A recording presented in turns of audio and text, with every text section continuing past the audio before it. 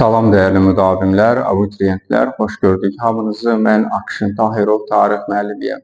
Dəyərli yoldaşlar, vaxt itirmədən keçirik növbəti mövzumuza.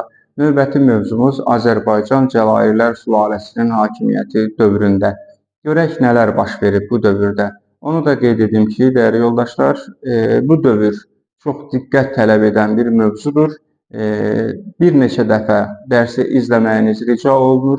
Ondan sonra qeydləriniz əsasında təkrar, yəni üzərindən bir də gedin.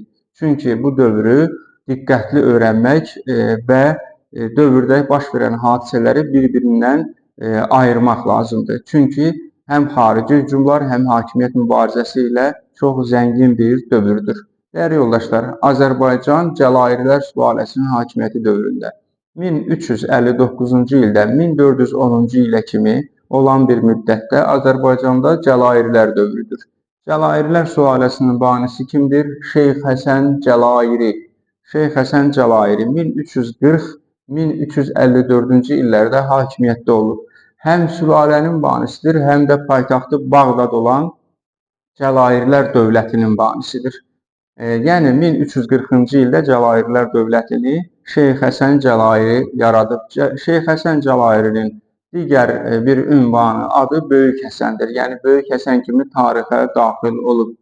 Ondan sonra hakimiyyətə Şeyx Üveys gəlir. 1354-1374-cü illərdə hakimiyyətdə olub. Şeyx Üveys Azərbaycan torpaqlarına hücum edir. Cəlairi Şeyx Üveys 1359-cu ildə Təbrizi tutur. Paytaxtı Təbriz şəhərinə köçürdür. Təbriz tutulduqdan sonra Kürdən cənubdakı torpaqlara öz təsirini yaya bilir, yəni tabe edir.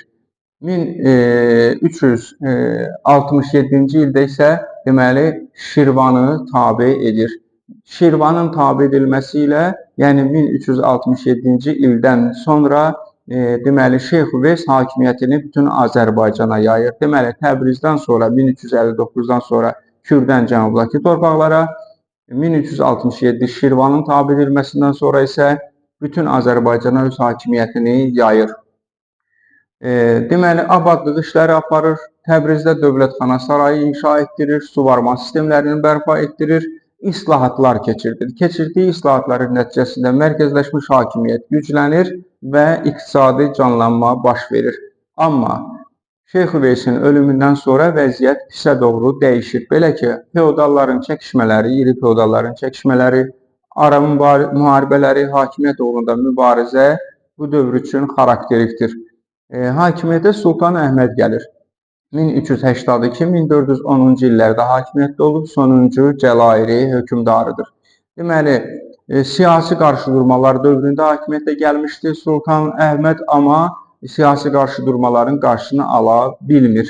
Belə ki, həm də Azərbaycana xarici hücumlar baş verir. Toxtamışın Qızıl Ordu hökmdarı Toxtamışın və Teymurilərin hökmdarı Əmir Teymurun Azərbaycana yürüşləri baş verir. Toxtamışın Azərbaycana yürüşü 1385-ci ildə baş verib. Bu zaman Azərbaycanda vahid dövləti yox idi. Cəlairlər sülaləsi hakimiyyətdə olsa da bu vahid dövlət demək deyildi. Deməli, Azərbaycan mərkəzləşdirilmiş qaydada idarə olunmurdu ki, düşmənə qarşı vahid mübarizə aparıla bilsin. Toxtamış Dərbənd istiqamətində qarətçi yürüş edir. Bu zaman Sultan Əhməd Bağdada qaçır. Toxtamış hiylə ilə Təbrizi ələ keçirdir. Ondan sonra Qarabağa gəlir. 1386-cı ildə Toxtamışa məlumat gəlir ki, Teymuriləng hücuma başlayıb. Bununla əlaqədar Azərbaycanı tərk edir, öz ölkəsinə Volqa boyuna qayıdır. Əmir Teymurun birinci yürüşü. Buna tarixdə 3 illik yürüş də deyirlər. Birinci yürüş 1385-1388-ci illəri əhatə edir. 1385-88 gəlir Azərbaycana, Təbrizi tutur. Təbriz Azərbaycanın açarı idi. Ona görə xarici hücumların birinci hədəfi Təbriz olurdu. Deməli, Təbrizi tutduqdan sonra Cəlairlər iki istiqamətdə qaçırlar. Bir hissəsi Bağdada, bir hissəsi deməli Əlincə qalasına sığınır. Bağdada qaçanlar bir qrup Cəlairlər, Əlincə qalasına sığınanlar isə başqa bir qrup Cəlairlər idi. Əlincə qalasında Cəlairlər dövlətinin xəzinəsi saxlanılırdı. Ona görə də Əlincə qalası çox ciddi müdafiə olunurdu. Teymur Əlincə qalasını birinci yürüşdə deməli əldə edə bilmir, ala bilmir. e, yəni Naxçıvan hücumundan sonra, yəni Əlincə hücumundan sonra Teymur Qarabağa gəlir. Şirvanşah 1-ci İbrahim Qarabağa gəlir Teymurun yanına və öz itaətini bildirir. Hədiyyələrlə gəlir və öz itaətini bildirir. Deməli, dediyimiz kimi Azərbaycanda bu dövrdə vahid dövlət yox idi. Ona görə Teymurun yürüşləri çox qısa bir müddətdə nəticə vermişdi. Deməli, bu Teymurun birinci yürüşü ilə bağlı. Teymur Azərbaycandadır, dəyərli yoldaşlar. Burada artıq Əlincədən başqa bütün Azərbaycan torpaqlarını ələ keçirdib. Bu anda, yəni 1387-ci ildə Toxtamış fürsətdən istifadə edərək Teymurun Səmərqəndə olmamasını fürsət bilərək Buxara və Səmərqəndə hücum edir. Buxara və Səmərqəndə hücum edir. Teymur bu məlumatı aldıqdan sonra geri dönür. Geri dönərkən oğlu Miranşaha Azərbaycanın idarəsini tapşırır Miranşaha və Miranşaha ikinci tapşırığı bu olur ki, Əlincə qalasını ələ keçirsin. Miranşah da Azərbaycan əhalisinə qəddar davrandığı üçün ümumxalq nifrətinə səbəb olur. Yəni, Azərbaycan əhalisi Teymurilərə qarşı nifrət hissi bəsləyir. Əmir Teymurun ikinci yürüşü 1392-ci ildə baş verir. Əmir Teymur təkrar olaraq ikinci yürüşdə, yəni 1392-ci ildə Təbrizdə tutur.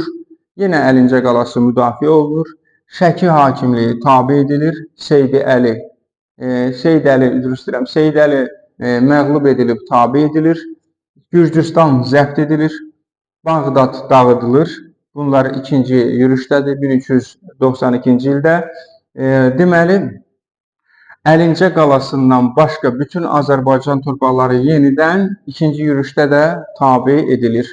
1395-ci ildə, deməli, Teymurləng, Əmir Teymur Terek döyüşündə Toxtamışı məğlub edir. Onun hədəfi Şimali Qafqazı ələ keçirmək idi və eyni zamanda da Azərbaycana Toxtamışın basqınlarının qarşısını almaq, bir dəfəlik Qızıl Ordu dövlətini zəiflətmək idi. Və Azov qalasına kimi Şimali Qafqazı işğal edir Teymurləng. Ondan sonra Səmərqəndə qayıdır Teymur. Səmərqəndə qayıtdıqdan sonra 1398-ci ildə Hindistana səfər edir. Hindistanın zəngin qənimətlərini ələ keçirdikdən sonra yenidən Azərbaycana gələcək. Əmir Teymurun Azərbaycan ərazisinə üçüncü yürüşü 1399-cu ildə baş verib. Nə demişdik? Hindistanı ələ keçirdikdən sonra, deməli, Hindistanın zəngin qənimətlərini ələ keçirdikdən sonra Azərbaycan hədəf olur yenidən. Gəlir Qarabağa. Bu dəfə gəlir birbaşa Qarabağa. Qarabağda məskən salır. 1399-cu ildə Şəkiyə qoşun yeridir, amma Şəkini dağıdılmaqdan xilas edir İbrahim Dərbəndi, yəni Şirvanşah 1-ci İbrahim. Belə ki, o, İbrahimin vasitəsilə, deməli, Seyid Əhməd, hansı ki, Seyid Əlinin oğludur. Seyid Əli özü Əlincə qalasının müdafiəsində ölüb. Onun yerində Şəkidə hakimlik edir Seyid Əhməd. Seyid Əhməd İbrahimin vasitəsilə Teymura tabe olur, ittifaq bağlayır və Şəki dağıntılardan xilas olur. Bu zaman Sultan Tahir artıq Əlincə qalasında baş verən münaqişələr var, narazılıqlar var, əmirlər bir-birini eşitmir, əmirlər bir-birinə qarşı gəlir. Bu vəziyyəti görən Sultan Tahir Cəlairi xəzinəsini götürüb Əlincədən Bağdada qaçır. Və 1400-cü ildə Əlincə qalası 14 ildən sonra müqavimətsiz, deməli, Əmir Teymura tabe olur. Deməli, Əmir Teymur bütün Azərbaycan torpaqlarını bu dəfə tam tabe edir, yəni Əlincə qalası daxil. Əlincə qalasının müdafiəçiləri kimlər idi? Əlincə qalasında Sultan Əhmədin oğlu Cəlairi Sultan Tahir, Əmir Altun, Xacə Cövhər, Seyid Əli Şəki hakimi köməklik edirdi bunlara. 1-ci İbrahim də fürsət düşdükcə köməklik edirdi və 7-ci Georgi də, deməli, bunlara köməklik edirdi ki, Əlincə qalasının müdafiəsi davamlı olsun. Eyni zamanda Hürufilik hərəkatının nümayəndələri də, deməli, Əlincə qalasının müdafiəsinə kömək edənlərin siyahısındadır. Teymur buradan Bağdada yürüş etdi. Azərbaycanda işlər qaydasında Əlincə də tabe edilib, buradan Bağdada yürüş edir. Bağdada yürüş məqsədi Sultan Əhməd Bağdaddadır. Həm Bağdadı təkrar işğal etmək, həm də Sultan Əhmədi deməli məğlub etmək. Sultan Əhməd və Qara Yusif oradan qaçır. Bağdaddan qaçır. Teymurun gəlişini, məlumatını aldıqdan sonra Bağdaddan qaçır, Misirə gəlirlər. Bağdad işğal olunur. Təkrar 1405-ci ildə Teymur səfərə hazırlaşır, Çinə səfərə hazırlaşır. Elə Çinə səfəri ərəfəsində Əmir Teymur vəfat edir. Deməli, bu zaman Azərbaycanı idarə edirdi. Deməli, Şirvanşahlar dövlətinə qədər olan ərazini Azərbaycanı idarə edirdi Mirzə Ömər.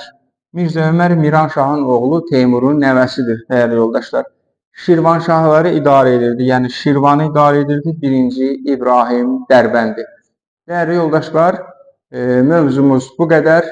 Təkrar deyirəm, diqqətlə oxuyun, diqqətlə dinləyin, diqqətlə qeydlərinizi aparın və təkrar üzərindən gedin.